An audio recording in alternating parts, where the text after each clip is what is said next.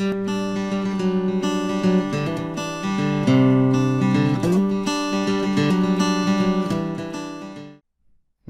दोस्तों, मैं हूं नीरज और आप देख रहे हैं क्यूट्रिक्स। आज मैं आपके लिए लेके आया हूं कंपाउंड इंटरेस्ट का बूस्टर पैक। बूस्टर पैक का मतलब है इस लेसन में आपको मिक्स क्वेश्चंस मिलेंगे कंपाउंड इंटरेस्ट के। नंबर ऑफ क्वेश्चंस 10 होंगे और सारे ही क्वेश्चंस अलग अलग टाइप के होंगे, अलग अलग अप्रोच से सॉल्व होंगे। बहुत ही बेहतरीन अप्रोच होगी क्वेश्चंस को सॉल्व करने की, जिससे हम लोग हमेशा की तरह कम टाइम में विद 100% एक्यूरेसी क्वेश्चंस को कर सकें। तो बिफोर स्टार्टिंग, यदि आपने चैनल को सब्सक्राइब नहीं किया, चैनल को सब्सक्राइब कर दीजिए और बेल आइकन पर क्लिक करके ऑल पे जरूर क्लिक कर दीजिएगा, जैसे जब भी नया लेसन अपलोड हो आपको तुरंत नोटिफिकेशन मिल जाए। तो चलिए स्टार्ट करते हैं विद फर्स्ट क्वेश्चन।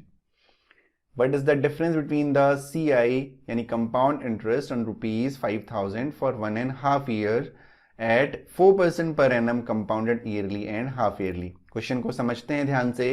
क्वेश्चन आपसे ये कह रहा है कि आपको CI और SI का डिफरेंस यहाँ पे नहीं बोला गया है। क्या बोला गया? डिफरेंस बिटवीन कंपाउंड इंटरेस्ट, यानी डिफरेंस आपको कंपाउंड इंटरेस्ट के बीच में ही निकालना है। कब कब निकालना है? जब वो कंपाउंडेड ईयरली हो रहा हो और कंपाउंडेड हाफ ईयरली हो रहा हो। तो जब भी डिफरेंस आए तब आप ये मत समझिएगा कि हमेशा डिफरेंस आपको सीआई और एसआई के लिए ही पूछेगा।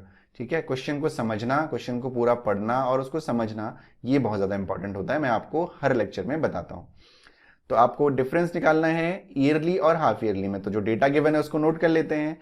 The principal is given to us, that is ₹5,000। ठीक है, the rate is 4% and the time is 1.5 year, यानी 1/2 ईयर, या इसको हम 3/2 ईयर भी कह सकते हैं, जैसी हमें रिक्वायरमेंट होगी। ठीक है, तो चलिए बात करते हैं कंपाउंडेड एनुअली की। ठीक है, कंपाउंडेड एनुअली, जब कंपाउंडेड एनुअली हो रहा होता है यानी कंपाउंडेड ईयरली हो रहा होता है, उस केस में जो हमारा रेट और टाइम होता है उसमें हम कोई चेंज नहीं करते हैं। ठीक है, लेकिन जब हमारा कंपाउंडेड हाफ ईयरली होगा तो हाफ ईयरली के केस में हमें पता है जो टाइम होता है उसको हम इंटू 2 कर देते हैं और रेट को हम बाई 2 कर देते हैं। क्यों? क्योंकि जो रेट होता है वो हमें गिवन होता है पर ईयर के हिसाब से, और कंपाउंडेड जब आपका इंटरेस्ट कैलकुलेट हो रहा हो आधे साल में, 6 महीने में, तो हमें रेट आधा करना पड़ता है। ठीक है, तो चलिए सबसे पहले हम कंपाउंडेड एनुअली कैलकुलेट करते हैं। तो कंपाउंडेड एनुअली के लिए हम क्या करेंगे? कंपाउंडेड एनुअली के लिए हम करेंगे, जो डेटा हमें गिवन है 1.5 ईयर आपको निकालना है। जो बिल्कुल वही अप्रोच आपको रखनी है जो हम पहले से करते हुए आ रहे हैं। तो 1.5 ईयर के लिए ये हो गया 1 साल और ये हो गया दूसरा साल। दूसरे साल को यदि मैं 2 से डिवाइड कर दूं तो ये हाफ हो जाता है, 1 साल का आधा हो जाता है। तो बिल्कुल इसी अप्रोच के साथ करेंगे। 4% की वैल्यू आपकी कितनी हो जाएगी? 1/25 हो जाएगी। क्या करते हैं हम लोग? 5,000 को 25 से डिवाइड करते हैं। 25 2 जा, यानी दैट इज व्हाट? 200 आपका हो गया। यहाँ पे भी 200 आपका आता है। 25 को आपको 200 को 25 से डिवाइड करना है, तो 200/25 दैट इज 8। ठीक है, 8 हो गया। बाई 2 इसको भी आपको करना है, बाई 2 इसको भी आपको करना है। तो यह जो है आपका 200, ये आपका 100 और ये आपका 4। तो ये कितना हो गया? 304। अब बात करते हैं हाफ ईयरली की। तो हाफ ईयर के केस में हमें पता है जो हमारा रेट है, रेट हमारा हाफ हो जाता है, रेट हो जाएगा आपका 2%। 2% का मतलब है 2/100 यानी 1/50। ठीक है, 2% का मतलब है 1/50। और टाइम आपका 3/2 ईयर है, तो इंटू 2 कर देते हैं तो टाइम हो जाता है आपका 3 हाफ ईयर। ठीक है, 3 हाफ ईयर आपका क्या हो जाता है? टाइम हो जाता है। तो बिल्कुल वही अप्रोच रखनी है। 1 2 और 3 हो गया आपका। 1/50 ऑफ 50,000 इज दैट इज 100।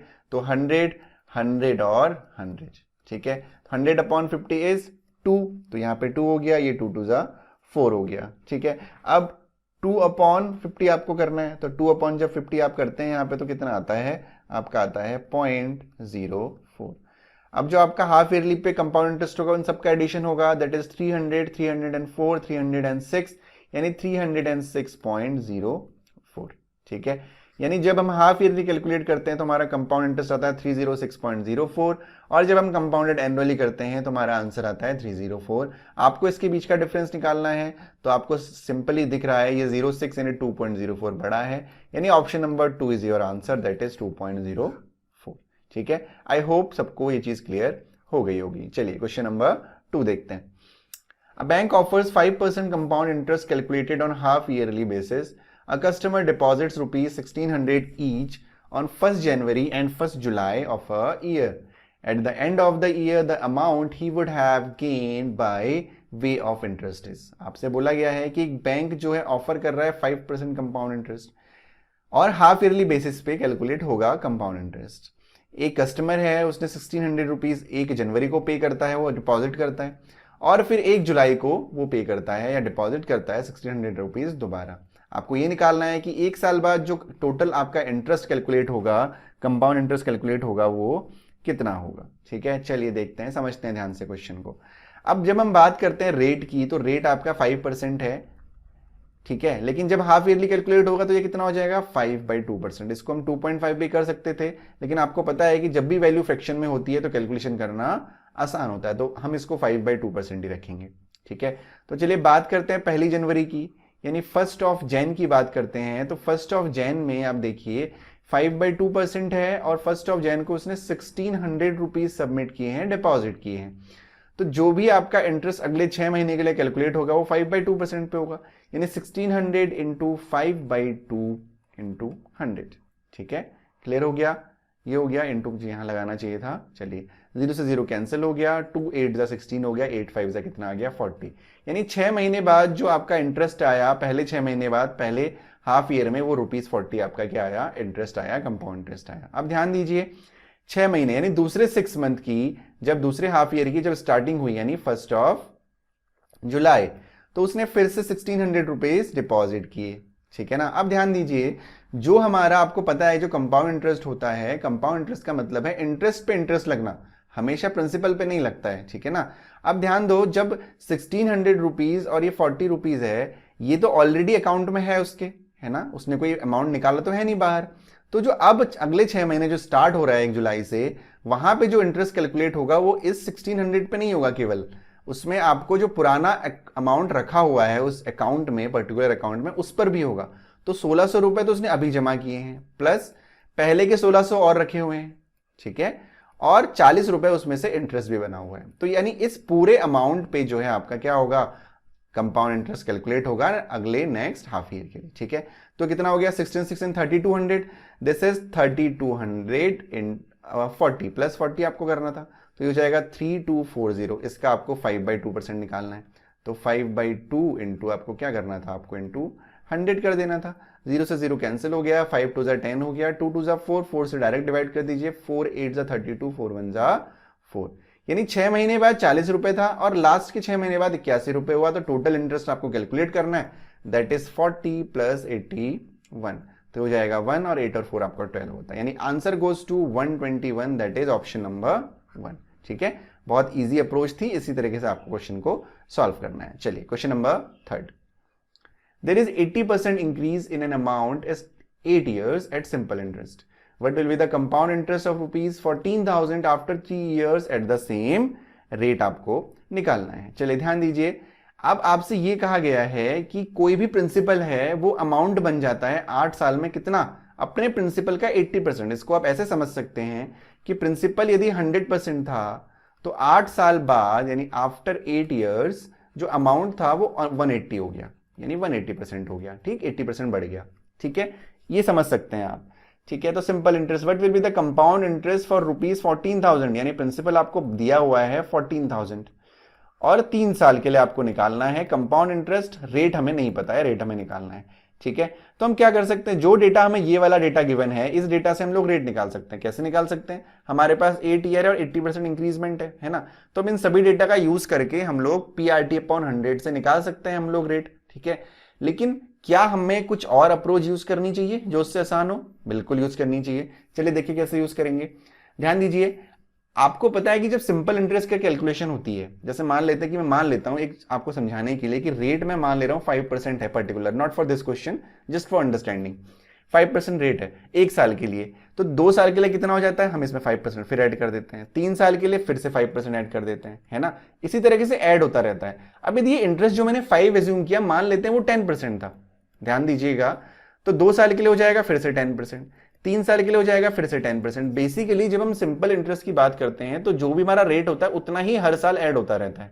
ठीक, अब देखिए 10% 10% 10% कितनी बार ऐड हो रहा है, तो 3 साल में तो कितना हो जा रहा है आपका 30% हो जा रहा है, और यहाँ पे डेटा कितना है 80% इंक्रीज है, यानी 80% हो जा रहा है आपका, और इसको 8 साल में हो रहा है तो 8 से डिवाइड कर दीजिए, यानी 10% आपका क्या हो जाएगा, रेट हो जाएगा। ठीक है, ये चीज तो मैंने आपको समझाने के लिए बताई। क्वेश्चन का पार्ट ये था कि 80% आपका बढ़ गया है, यानी 80% आपका रेट हो गया है उस टाइम पे 8वें साल पे, है ना।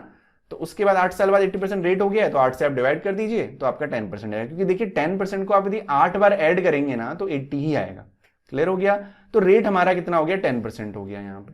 ठीक है, 10% का मतलब फ्रैक्शन में 1/10, 3 साल के लिए हमको कैलकुलेट करना है, तो 1, 2 और 3, ये हो जाएगा आपका 1/10। 14,000 का 1/10 होता है 1400, 1400, 1400 और 1400। अब 1400 upon 10 is 140, 140 into 2 is 280, 140 upon 10 is 14। आपको क्या निकालना है, आपको कंपाउंड इंटरेस्ट निकालना है, तो इन सबका एडिशन जो होगा वो कंपाउंड इंटरेस्ट के इक्वल होगा।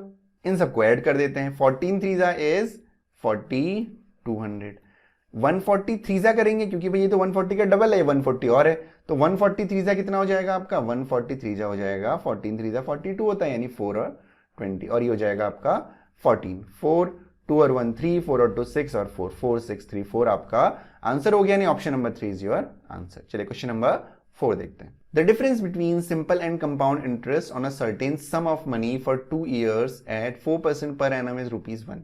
What is the sum. Very important question, बहुत आसान भी है, बहुत अच्छे अप्रोच से हम इसको सॉल्व भी करेंगे। आपसे ये कहा जा रहा है कि कंपाउंड इंटरेस्ट और सिंपल इंटरेस्ट का जो डिफरेंस है वो ₹1 है। किस केस में, जब टाइम हमारा 2 साल है और जो हमारा रेट है वो हमारा 4% है। बस इतना डेटा आपको गिवन है, आपके पास कोई सम नहीं दिया हुआ है, क्योंकि वो आपको कैलकुलेट करना है, एक सम आपको कैलकुलेट करना है, यानी प्रिंसिपल आपको निकालना है। आपको सिर्फ ये डेटा दिया हुआ है और आपको CI और SI के बीच का जो डिफरेंस दिया हुआ है वो ₹1 दिया हुआ है। ठीक है, चलिए अप्रोच देखिए कैसे हम सॉल्व करते हैं इस क्वेश्चन को। अब ये 2 साल के लिए बात कर रहा है, ठीक है ना, तो 2 साल के लिए हम लोग जिस तरीके से करते हैं 1 और 2, ठीक है। अब देखिए, अब यदि हम कंपाउंड इंटरेस्ट निकालना चाहें तो जब भी आप कंपाउंड इंटरेस्ट निकालते हैं तो यहां पे जो वैल्यूज होती है वो सेम होती है, और यहां पे जो वैल्यू यानी पहले की 2 रो को छोड़ के जितनी भी वैल्यूज नीचे होती हैं वो सब CI और SI का डिफरेंस होता है। ये मैंने आपको पहले लेसन में बता रखा है कि पहले की 2 रो को छोड़ के जो नीचे की जितनी भी रोज होती हैं, वो चाहे 1 हो, चाहे 2 हो, चाहे 3 हो, ठीक है, वो सबका एडिशन आपका CI SI का डिफरेंस होता है। और यहां पे डिफरेंस आपको 1 दिया हुआ है, तो इन दोनों को छोड़ के ये कितना हो गया, ये हो गया आपका 1। तो यानी ये वैल्यू हमें नोन है कि ये 1 है। अब ध्यान दीजिए, ये 1 है और ये यहां पे जो वैल्यू आती है वो वैल्यू कैसे आती है, वो वैल्यू आती है इस वाली वैल्यू का जब हम इतना 4% निकालते हैं। 4% कितना होता है, 1/25 होता है, यानी इस वाली वैल्यू का हमने 1/25 किया होगा तब जाके हमें 1 मिला होगा। क्लियर है, इस वाली वैल्यू का हमने 1/25 किया होगा तब जाके हमने 1 मिला होगा। तो किस नंबर का आप 1/25 करोगे तो 1 मिलेगा, सिंपल 25 का। ठीक है, 25 से 25 कैंसिल, 1 बच गया। ठीक है, ये चीज क्लियर हो गई। सिमिलरली जो ये वाला नंबर होता है, भाई यहां पे भी 25 है, इसकी रिक्वायरमेंट तो है नहीं हमारे पास, इसलिए मैंने नहीं लिखा था। चलिए अब देखिए, यहां पे जो नंबर आता है, ये नंबर कैसे आता है, ये नंबर भी जो हमारा प्रिंसिपल होता है, जो हमारा सम होता है, उसका हम 1/25 करते हैं तब जाके ये नंबर आता है ना। यानी सम इंटू 1/25 इज इक्वल टू 25, तो कितना हो जाएगा, 25 इंटू 25 यानी 625। यानी ऑप्शन नंबर 3 आपका क्या हो गया, आंसर हो गया, दैट इज 625। ठीक है, बिल्कुल इसी अप्रोच से आपको क्वेश्चन को करना है, कोई फॉर्मूला याद करने की जरूरत नहीं डिफरेंस का, ये तरीका सबसे बेस्ट है। चलिए क्वेश्चन नंबर 5 देखते हैं। If the simple interest on a sum of money for 2 years at 5% per annum is ₹60, what is the compound interest on the same at the rate of same time? ध्यान से समझिएगा, इस question को करने के लिए आपको एक बहुत अच्छी अप्रोच में बताने वाला हूं। टाइम आपको गिवन है कितना, 2 ईयर का टाइम आपको गिवन है, और रेट आपको गिवन है 5% का, और आपको जो SI दे रखा है वो दे रखा है ₹60। ठीक है, अब ध्यान दीजिए, आपके पास टाइम है, आपके पास रेट है, आपके पास SI है, तो PRT अपॉन 100 का यूज करके आप यहां से प्रिंसिपल निकाल सकते हैं। ठीक है, उसके बाद आप कंपाउंड इंटरेस्ट में इसी रेट पे इसी टाइम पे आप कंपाउंड इंटरेस्ट कैलकुलेट कर सकते हैं, लेकिन हमें वहां पे PRT अपॉन 100 यूज नहीं करना है। ठीक है, क्यों नहीं करना है, ध्यान दीजिए, देखिए 5% है तो 5% 2 साल के लिए कितना परसेंट हो जाएगा, 10%, और मैंने आपको ये पहले लेसन में भी बता रखा है और डेटा इंटरप्रिटेशन के क्वेश्चन में भी बता रखा है कि 5% इंटू 2 या 5% पर 5% 10% हो जाता है। तो जो ये जो वैल्यू होती है, यानी टाइम और रेट को मल्टीप्लाई जब हम करते हैं सिंपल इंटरेस्ट में, और जो उतना परसेंटेज होता है उसकी वैल्यू SI के इक्वल होती है। क्लियर हो गया, ठीक। तो यहां पे 10% की वैल्यू 60 हो गई, तो 1% की जो वैल्यू हो जाएगी वो जाएगी 6। ठीक है, अब देखिए, जब हम कंपाउंड इंटरेस्ट की बात करते हैं इसी रेट पे, तो कंपाउंड इंटरेस्ट के लिए आपको रेट का मैंने 2 साल के लिए फॉर्मूला बताया था, x + y + xy अपॉन 100, यानी 5 + 5 + 5 5 25 अपॉन 100। ठीक है, तो ये कितना हो जाएगा 10.25। ये आपको हमेशा ऐसे नहीं करना है, मैंने आपको पहले लेसन और दूसरे लेसन में बताया था, इनको आपको याद करके रखना है। तो आपको देखिए 1% की वैल्यू 6 दे रखी है, तो आपको 10.25% की वैल्यू निकालनी है। तो सिंपल है, 10.25 इंटू 6 कर दीजिए। 6 5 जा 30, कैरी 3, 6 2 जा 12 और 3 15, कैरी 1, तो यह जाएगा 1 और 6 1 जा 6, यानी 61.50, यानी ऑप्शन नंबर 1 आपका क्या हो जाएगा, आंसर हो जाएगा। ठीक है, क्लियर हो गया। इसी अप्रोच के साथ करना है आपको, PRT अपॉन 100 हमेशा नहीं लगाना है। चलिए क्वेश्चन नंबर 6 की तरफ बढ़ते हैं। The difference between simple interest and compound interest on rupees 5 lakhs for 2 years at 8% per annum compounded half yearly is। Question बहुत सिंपल है, आपको बोला गया है कि आपको CI और SI के बीच का डिफरेंस निकालना है। प्रिंसिपल आपका है 5 लाख रुपए, ठीक है, प्रिंसिपल आपका है 5 लाख रुपीस, टाइम है आपका 2 ईयर और रेट है आपका 8%। तो 8% को अब जब हम लोग हाफ ईयरली कैलकुलेट करना है, तो हाफ ईयर में क्या होता है, जो रेट टाइम होता है उसको इंटू 2 कर देते हैं, तो ये हो जाता है आपका 4 हाफ ईयर्स। ठीक है, 4 हाफ ईयर हो गए। रेट हो गया 8%, तो 8% क्या करते हैं हम लोग, बाई 2 करते हैं, यानी 4% हो गया, और 4% हमें पता है 1/25 हो जाता है। ठीक है, तो अब देखिए 4 है आपके, 4 हाफ ईयर है, तो 1 2 3 और 4।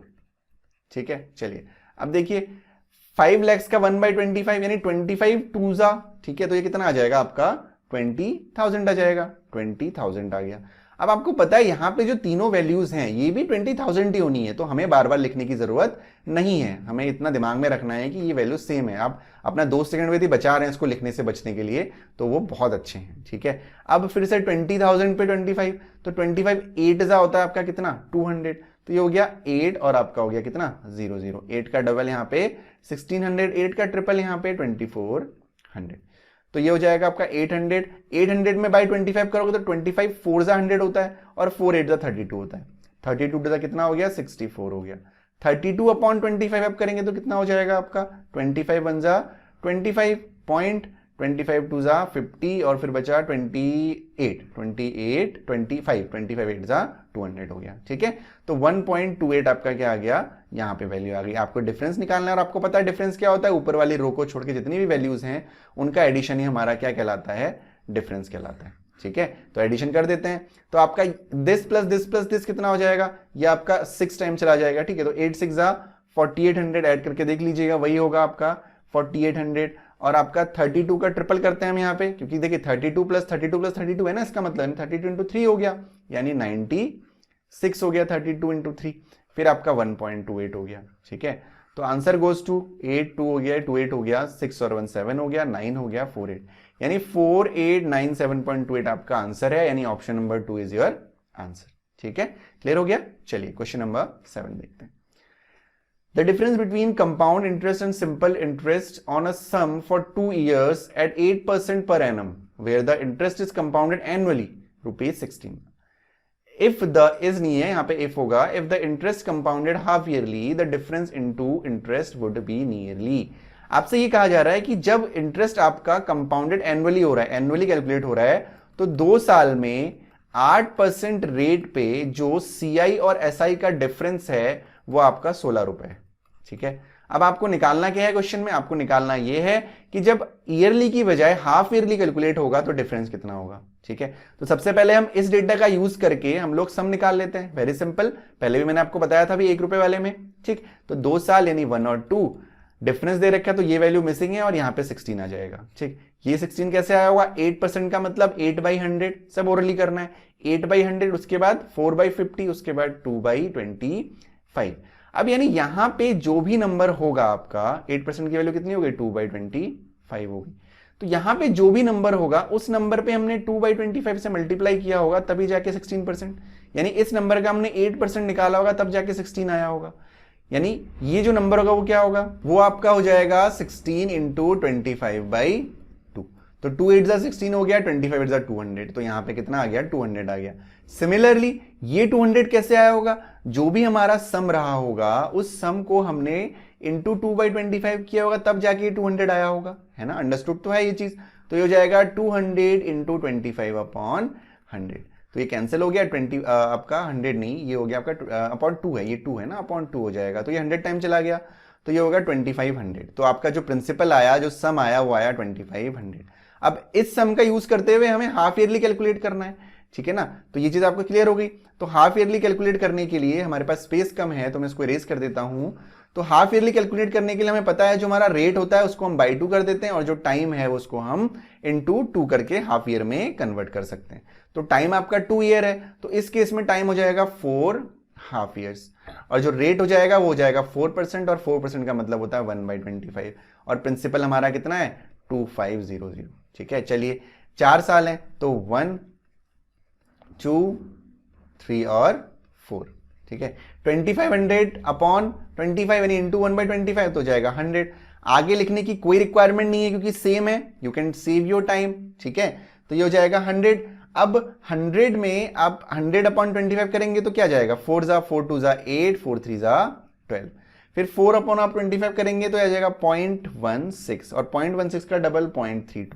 0.16 अपॉन आप 25 करिए तो आ जाएगा 0.0025 6 जा और फिर 25 4 जा। ठीक है, ये सारी कैलकुलेशन ओरली करिए जैसे अभी मैंने करी, ये आपका हो गया डिफरेंस ऐड कर देते हैं। अब ध्यान दीजिए, जब भी आप क्वेश्चंस करें तो ऑप्शंस की तरफ जो भी आपके पास ऑप्शन गिवन है उनको ध्यान से देखिएगा। जो भी ऑप्शन यहाँ पे हैं देखिए, इनको देखिए और इसको देखिए। तो 12 और 8 आपका 20 हो गया और ये 24 हो गया। ठीक, यानी जो भी हमारा आंसर है वो 24 के नियर अबाउट है। उसमें से मुझे 2 ही ऑप्शन दिख रहे हैं, 24.64, 23 तो हो नहीं सकता, ये कम है, तो ये ऑप्शन हो सकता है, या तो दोनों में से कोई एक ही हो सकता है। लेकिन देखो इसके बाद जो वैल्यूज है वो पॉइंट में है, तो यहां तक तो वैल्यूज पहुंच नहीं सकती, तो आपको फर्दर एडिशन करने की कोई जरूरत ही नहीं है। ठीक है, मैं तो ये भी आपसे कहूंगा कि ये जो आपने पॉइंट में वैल्यूज निकालनी है इनको भी निकालने की कोई रिक्वायरमेंट हमें नहीं थी। ठीक है ना, क्योंकि हमें अंडरस्टूड है कि आगे पॉइंट में ही वैल्यूज आनी है, तो हम लोग उसको क्यों निकालें, क्योंकि हमारा आंसर जो है बहुत ज्यादा क्लोज आंसर्स नहीं है। हमें सिर्फ 24 दिख रहा है, तो आंसर आपका क्या जाएगा, ऑप्शन नंबर 1 आपका आंसर जाएगा। ठीक है, क्लियर हो गया। चलिए क्वेश्चन नंबर 8 देखते हैं। क्वेश्चन नंबर 8 है, there is 60% increase in an amount in 6 years at simple interest, what will be compound interest for ₹12,000 after 3 years at the same rate. Similar question है जो अभी 80% वाला था। जब 80% इंक्रीज हो रहा था 8 सालों में तो रेट 10% था। यहां पे भी सिमिलर कंडीशन है, 6 सालों में 60% इंक्रीज हो रहा है सिंपल इंटरेस्ट पे, तो 10 + 10 + 10 है ना, यानी जो आपका रेट हो गया वो कितना हो गया, 10% हो गया। ठीक है, आपको निकालना क्या है, जब प्रिंसिपल 12,000 रुपए हो, 12,000 रुपीज हो, तो 3 साल के लिए आपको कंपाउंड इंटरेस्ट निकालना है। तो कोई हाफ ईयरली वाली कंडीशन नहीं है, तो इसका मतलब ईयरली होगा, 3 साल मतलब 1 2 और 3 हो गया। ठीक है, तो 12,000 10% इज 1/10, तो ये आपका हो जाएगा 1200। ठीक है, आगे कैलकुलेट करने की कोई जरूरत नहीं है क्योंकि आपको पता है कि ये वैल्यू सेम होगी, लिखने की कोई आवश्यकता नहीं है। ठीक है, तो ये 120 हो गया, तो ये हो जाएगा आपका 120। ठीक, 120 का डबल इज आपका 240। ठीक है, और ये आ जाएगा आपका 12। क्या निकालना है आपको, डिफरेंस नहीं निकालना है आपको, कंपाउंड इंटरेस्ट निकालना है, सबको ऐड करोगे आप, तो ये हो जाएगा 12 3 जा 3600। ये हो जाएगा आपका कितना, 12 3 जा 36 360, और ये आपका 12 हो जाएगा, तो 2 हो गया, 7 हो गया, 9 हो गया, 3 हो गया, यानी 3972, यानी option number 2 is your answer. ठीक, चलिए question number 9। A bank offers 10% interest rate compounded annually, comma, a person deposit ₹20,000 every year in his account. If he does not withdraw any amount, then how much balance will his account show after 4 years? थोड़ा सा important है और अच्छा question भी है, ध्यान से समझिएगा इस क्वेश्चन को। ठीक, चलिए अब ये कह रहा है कि 4 साल तक ये पर्सन जो है बैंक में पैसे जमा कर रहा है और कोई पैसा विड्रॉ नहीं कर रहा है। 10% आपका रेट है। ठीक है, रेट कितना है, रेट आपको 10% दे रखा है, और 20,000 रुपए वो हर साल क्या करता है, जमा करता है। ठीक, अब कंपाउंड इंटरेस्ट तो आपको पता है कि भाई इंटरेस्ट पे इंटरेस्ट लगता है ना। चलिए देखिए, तो पहले साल मान लेते हैं कि 5 साल है भाई। ठीक है, तो पहले साल जो भी, इस कंसेप्ट को समझिएगा, सोल्यूशन मैं आपको भी बताता हूं। तो पहले साल उसने 20,000 रुपए जमा किए, तो दूसरे साल में जो आपको इंटरेस्ट मिलेगा, जो जिस डेटा पे, जिस अमाउंट पे आपका कैलकुलेशन होनी है कंपाउंड इंटरेस्ट, वो अमाउंट क्या होगा भाई, दूसरे साल भी उसने 20,000 रुपए जमा किए, वो जो कैलकुलेशन होगी वो किस पे होगी, इस 20,000 पे प्लस इस 20,000 पे और प्लस इस पे जो इंटरेस्ट बना होगा उस पे। क्लियर हो गया। दूसरे साल में जो भी कंपाउंड इंटरेस्ट कैलकुलेट होगा वो इस पर और जो भी इंटरेस्ट बना होगा उस पर।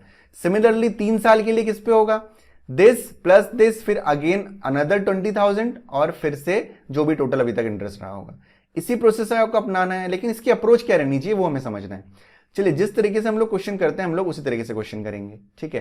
तो चलिए ये हो गया 1, 4 साल है तो 4 साल बना देते हैं, 1 2 3 और 4 हो गया आपका, ठीक। चलिए अब देखिए ये आपका 20,000 है, 10% रेट है तो 1/10 हो जाएगा। तो 1/10 ऑफ 20,000 दैट इज 2,000, तो ये हो गया 2,000, ठीक। मुझे आपको समझाना है इसीलिए मैं चारों जगह पे लिख रहा हूं, नहीं तो लिखने की कोई आवश्यकता नहीं थी। बहुत इंपॉर्टेंट थोड़ा सा क्वेश्चन है ये, इसीलिए मुझे ऐसे आपको समझाना पड़ेगा लिखकर, ये तो यही लिखने की कोई आवश्यकता नहीं है जैसे कि मैंने आपको पहले बताया, ठीक। तो 20,000 हो गया, फिर से आप 1/10 करोगे तो हो जाएगा 200, 200 का डबल इज 400 और 200 का ट्रिपल इज 600। फिर से 1/10 करोगे तो 20 आएगा और ये आ जाएगा कितना 40 और ये आ जाएगा 2। अब ध्यान दीजिए हम लोगों को क्या करना है इस क्वेश्चन में, हम लोगों को उल्टा चलना है, ठीक है। यानी at the end of the 4th year जो भी हमारा कंपाउंड इंटरेस्ट कैलकुलेट हो रहा होगा वो क्या हो रहा होगा, ये टोटल सब कुछ है ना। 4 साल में जो भी compound at the end of the 4th year जो भी कैलकुलेशन हुआ होगा वो तो ये पूरा होगा, ये तो हम लोग करते हुए आ रहे हैं। तो ये पूरा डेटा हम लोग ऐड कर लेंगे, ठीक।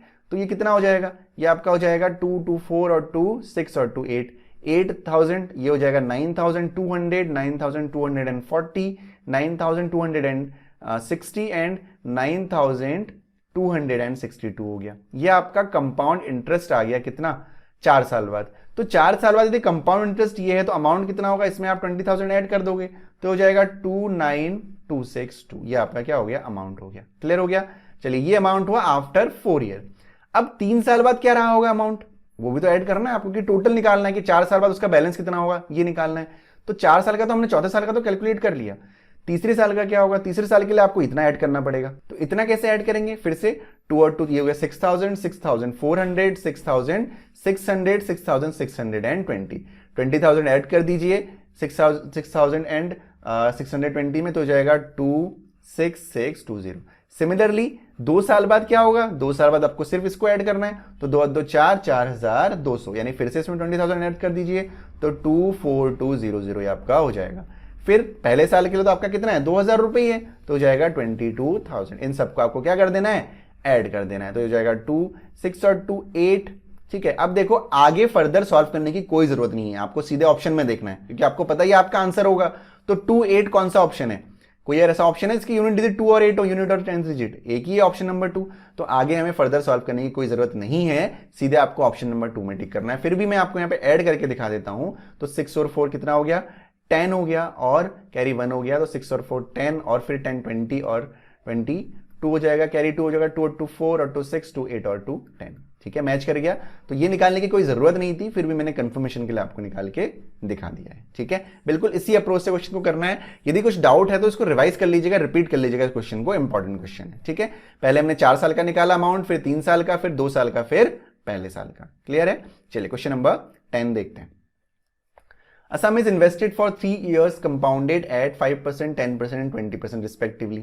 In 3 years, if the sum amounts to rupees 1386, then find the sum. देखिए बहुत ही आसान सिंपल सा क्वेश्चन है, आपको सम निकालना है, सम नहीं दिया हुआ है, सम निकालना है नहीं दिया हुआ है। कितने दिन के लिए 3 इयर्स के लिए, तो टाइम हो गया आपका 3 ईयर। और जो अलग अलग रेट है यहाँ पे, जो रेट है वो सेम नहीं है, यानी पहले साल के लिए जो रेट है वो है 5%, दूसरे साल के लिए जो रेट है वो है 10% और तीसरे साल के लिए जो रेट है वो है 20%, ठीक है। तो सम आपको निकालना है, ठीक है। ध्यान दीजिए अब आप कैसे करेंगे इस क्वेश्चन को। अब आप एक चीज समझिए कि भाई आपका जो अमाउंट है वो 1386 हो जा रहा है ना, जो प्रिंसिपल अमाउंट में कन्वर्ट हो रहा है वो 1386 हो जा रहा है, यानी जो प्रिंसिपल रहा होगा वो उससे कम ही रहा होगा, ठीक। यानी वैल्यू 1500 नहीं हो सकती, वैल्यू 1300 नहीं हो सकती, ठीक है ना, सॉरी वैल्यू 1400 नहीं हो सकती। दो ही ऑप्शन है हमारे पास, या 1000 हो सकती है या 1300 हो सकती है, इन दोनों में से कोई वैल्यू नहीं हो सकती क्योंकि इससे छोटी होगी वैल्यू 1000 या 1300। तो हमें क्या करना है इस क्वेश्चन में, हमें ऑप्शन से चलना है, ठीक है, फॉर्मूला नहीं लगाना है, हमें ऑप्शन से चलना है। तो हमें देखते हैं कि भाई ये तो 1300 है, तो 1300 में हम लोग क्या करेंगे, पहले 5% इंक्रीज करेंगे, कंपाउंड इंटरेस्ट करेंगे, फिर 10 करेंगे, तो कहीं ना कहीं लगता है कि हमें 1386 से ज्यादा ही वैल्यू आएगी, है ना। तो हम एक बार 1000 से ट्राई करते हैं, क्या पता हमारा मैच कर जाए। तो ये आपको हिट एंड ट्रायल मेथड करना है, यानी 1000 इंटू 5% के लिए आपको क्या करोगे 105%, 105/100, फिर 110/100 ऐसे निकालते हैं हम लोग कंपाउंड इंटरेस्ट। जब हमें और कोई तरीका नहीं होता तो 120/100 100। या आप चाहें, एक तो ये तरीका है, क्योंकि जो 1 2 3 4 जो तरीका हम ये वाला करते हैं उससे 1 2 इस तरीके से भी आप कर सकते हैं, इसमें भी कोई प्रॉब्लम नहीं है। लेकिन इसमें आपका जो रेट है वो अलग अलग है, तो इसमें आपको कंफ्यूजन हो सकता है, इसीलिए मैं आपको इस तरीके से बता रहा हूं। ठीक है, तो चलिए 2 0 से 2 0 कैंसिल हो गए, 1 0 से ये वाला 0 कैंसिल हो गया। अब इनको मल्टीप्लाई करके देखते हैं। अब मल्टीप्लाई करने के लिए ये 2 0 आप इससे भी कट कर दीजिए, तो नीचे सिर्फ हमारा 10 बचा हुआ है। 12 से 11 को मल्टीप्लाई करना इज वेरी इजी।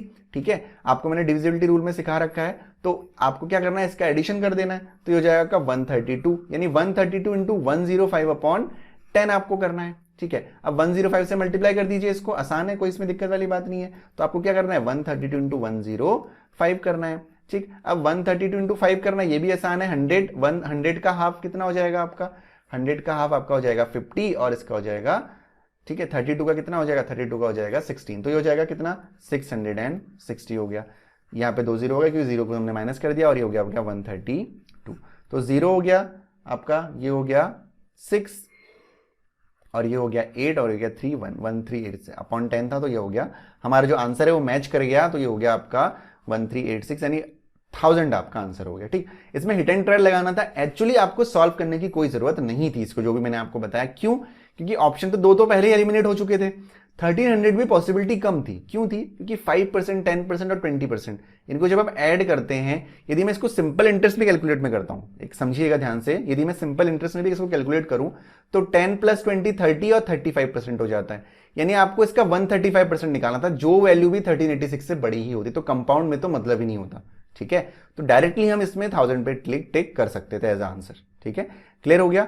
इस बूस्टर में आपको 10 क्वेश्चन मैंने लिए हैं अलग अलग टाइप के, और बहुत ही अच्छे क्वेश्चंस थे, और बहुत ही अच्छी अप्रोच मैंने आपको बताई कि कैसे क्वेश्चंस को आपको सॉल्व करना है। नेक्स्ट बूस्टर में और भी मैं 10 क्वेश्चन का पेयर लूंगा, जिसमें कुछ क्वेश्चंस इससे रिलेट भी हो सकते हैं और कुछ क्वेश्चंस नए भी होंगे। Thank you so much for watching the video. यदि आपको पसंद आया तो लाइक करें, शेयर करें अपने से फ्रेंड्स के साथ जो कॉम्पिटिटिव एग्जाम की प्रिपरेशन कर रहे हैं, and do subscribe Qutrix. Thank you so much.